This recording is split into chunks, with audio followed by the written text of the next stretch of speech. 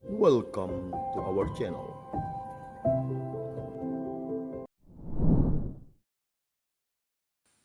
Bapak Ibu, saudara-saudari yang dikasihi dan dicintai oleh Tuhan kita Yesus Kristus, jumpa kembali dalam Renungan Harian Riak Sabda, edisi Jumat 21 Oktober 2022. Injil diambil dari Injil Lukas bab 12 ayat 54 sampai 59.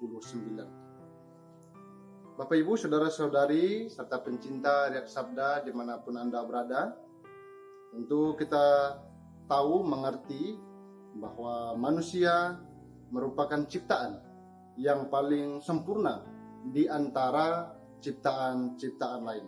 Hal ini terbukti karena manusia diberi akal budi dan kehendak bebas yang merupakan ciri khas manusia, sehingga manusia mampu berpikir dan pandai membuat suatu kesimpulan tentang sesuatu di dalam kehidupan kita. Nah, sayangnya akal budi dan kehendak bebas yang kita miliki itu, banyak manusia hanya pandai berbicara dan berkomentar terhadap sesuatu yang dibuat orang lain, yang sesungguhnya ia sendiri tidak sanggup melakukannya. Maka bagi kita sebagai orang beriman, penting bagi kita untuk tidak hanya pandai merangkai kata dan mengkritik dan berbagai pendapat, tetapi juga penting bagi kita ialah tindakan nyata kita. Artinya apa? Kata-kata disertai juga dengan tindakan-tindakan nyata baik kita untuk membuat segala sesuatu baik dan benar di dalam kehidupan kita. Bacaan Injil yang kita renungkan pada kesempatan ini mengisahkan tentang Yesus yang kecewa terhadap orang-orang Farisi yang pandai dalam segala hal, secara khusus dalam membaca tanda-tanda Allah. Tapi mereka tidak mampu melihat pesan dan kehadiran Tuhan di dalam peristiwa-peristiwa yang terjadi di dalam kehidupan mereka. Hal inilah yang Yesus tidak inginkan dari mereka. Mereka merasa memiliki pengetahuan yang lebih baik, maka keegoisan mereka pun menjadi tinggi. Akibatnya apa dari keegoisan mereka? Mereka tidak mampu melihat Allah di dalam diri Yesus. Bapak Ibu, saudara-saudari yang terkasih, peristiwa atau hal yang terjadi di dalam kehidupan orang-orang Farisi ini tentu perlu kita renungkan, perlu kita cermati di dalam kehidupan kita. Secara khusus sebagai orang beriman, apakah kita sudah baik di atas orang-orang Farisi ini, hanya tahu dan pandai tentang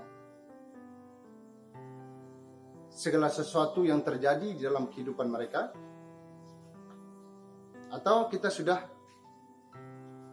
maju untuk kehidupan kita, untuk tidak hanya melihat dan pandai terhadap sesuatu yang hanya melalui kata-kata, tetapi melalui tindakan-tindakan nyata kita, perbuatan baik dan benar? Atau justru sebaliknya, kita masih tinggal di dalam keegoisan kita, bahwa diri kita yang paling benar, bahwa diri kita yang paling baik, sehingga orang-orang lain salah dan perlu kita kritik, yang perlu kita komentari perbuatan-perbuatan orang lain di dalam kehidupan kita? Atau malah sebaliknya, kita tidak mau dikritik orang lain, padahal kritik jika sesuatu yang membangun, memberikan kita nuansa, pemahaman, serta hidup yang lebih baik dan maju di dalam kehidupan bersama. Sama halnya kita tidak akan mengenal dan merasakan kehadiran Allah di dalam kehidupan kita kalau kita hanya tinggal dan diam di dalam keegoisan kita, bahwa kita yang paling benar, dan lalu kita mengkritik, mengomentari orang lain, tetapi tidak ada solusi-solusi yang kita berikan, atau malah kita tidak mau dikritik orang lain, tentu suasana hati dan batin yang seperti ini tentu kita juga mengalami kesulitan untuk mengenal dan mengalami kasih Allah di dalam kehidupan kita.